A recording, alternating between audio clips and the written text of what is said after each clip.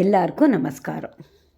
மகாபாரதம் அப்படின்னாலே நமக்கு மன்னிக்கணும், எனக்கு முக்கியமான நிகழ்வுகள் மட்டும்தான் தெரியும். ஆனால் அந்த இதிகாசம் எவ்வளவு நாட்கள் இல்லை எவ்வளவு வருஷங்கள் நடந்திருக்கும், எவ்வளவு நிகழ்ச்சிகள் நடந்திருக்கும்.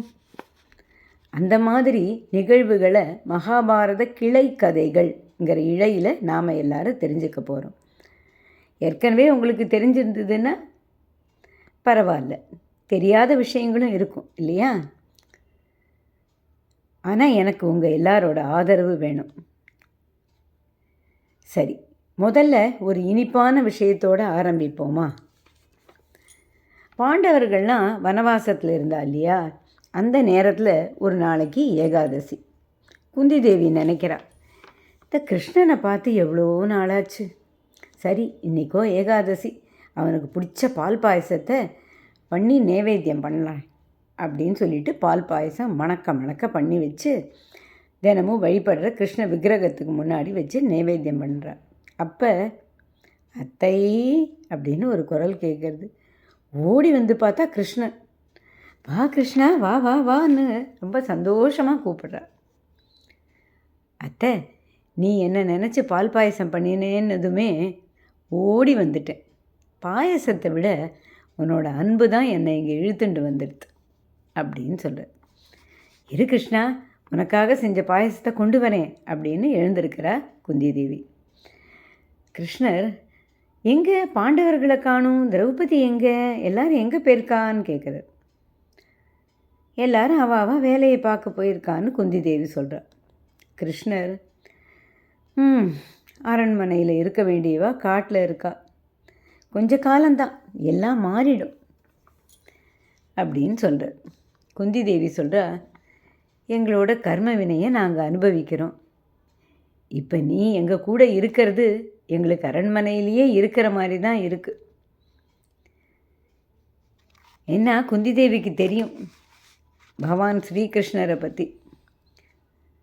என்னமோ பேசிண்டே பாயசம் கொண்டு வர மறந்துட்டேன் அப்படின்ட்டு உள்ளே போகிறார்.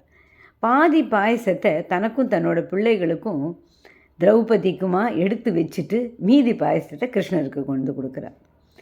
பாயசத்தை குடித்த கிருஷ்ணர், ஆஹா என்ன சுவை, உன் அன்பை மாதிரியே உன் கை வண்ணமும் ரொம்ப அருமையாக இருக்கு அத்தை, எனக்கு இதே அளவு பாயசம் வேணும் அப்படின்னு சின்ன குழந்தை மாதிரி கேட்குறார். குந்தி தேவிக்கு என்ன செய்யறதுன்னு தெரியல, தெரியாமல் தவிக்கிறா. மனுஷ பிறவி தானே, நம்ம குழந்தைகளுக்கு பாயசம் இருக்காதே அப்படின்னு நினச்சிட்டு மீதி பாயசத்தை கிருஷ்ணர்கிட்ட கொண்டு கொடுக்குறா. குடு குடு, நான் வாங்கி குடிச்சிட்டு அப்பா இப்போ தான் திருப்தியே ஆச்சு அப்படின்னு சொல்கிறார் கிருஷ்ணர். கொஞ்ச நேரம் பேசிட்டு இருந்துட்டு கிருஷ்ணர் கிளம்புறார். குந்தி தேவி மனசுக்குள்ளே நினைக்கிறா, என் குழந்தைகளுக்கு கொஞ்சம் கூட மிச்சம் வைக்காமல் சாப்பிட்டுட்டானே, என்ன கிருஷ்ணா இப்படி எல்லாத்தையும் சாப்பிட்டுட்டு கிளம்பிட்டியே, நான் ஏதாவது தப்பு பண்ணிட்டேனோ அப்படின்னு மனசுக்குள்ளே நினச்சிக்கிறா. அப்போ கிருஷ்ணரோட குரல் அசரீதியாக கேட்குறது. அத்தை, எனக்கு பிடிக்கும்னு தானே பாயசம் பண்ணினேன், அதனால் எல்லாத்தையும் குடிச்சிட்டேன். ஆனால் உன்னையும் உன்னோட பிள்ளைகளையும் விட்டுடுவேனா? உள்ளே போய் பாரு அத்தை, நான் சாப்பிட்ட பாத்திரத்துலேயும் அதை தவிர பீமனுக்குன்னு தனியாகவும் வச்சுருக்கேன், நிறைய வச்சுருக்கேன். குந்தி தேவிக்கு கண்ணீர் பெருகிறது. ச்சே, என்ன ஒரு புத்தி எனக்கு, ஒரு சாதாரண மனுஷியாக இப்படி நடந்துட்டேனே.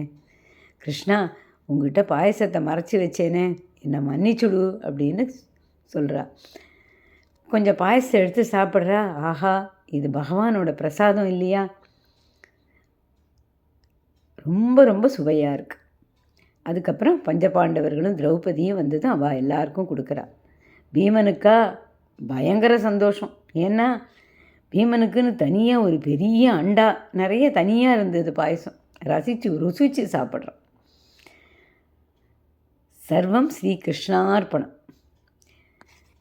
இந்த பகவானே வந்தால் கூட குந்தி தேவியெல்லாம் ஒரு அரசியாக இருந்தாலும் மனுஷ ஜென்மம் தானே, வந்திருக்கிறது இறைன்னு தெரியலை. உண்மையான தெரியும் அவளுக்கு, கிருஷ்ணர் இருந்து ஒரு கடவுள் அம்சம் எல்லாம் தெரியும். இருந்தாலும் அந்த என்ன சொல்கிறது, ஒரு சாமானிய மனுஷனோட புத்தி. இல்லையா? சரி, அடுத்த பதிவில் இன்னொரு கதையோடு சந்திப்போம். நன்றி, வணக்கம். மீண்டும் சந்திப்போம்.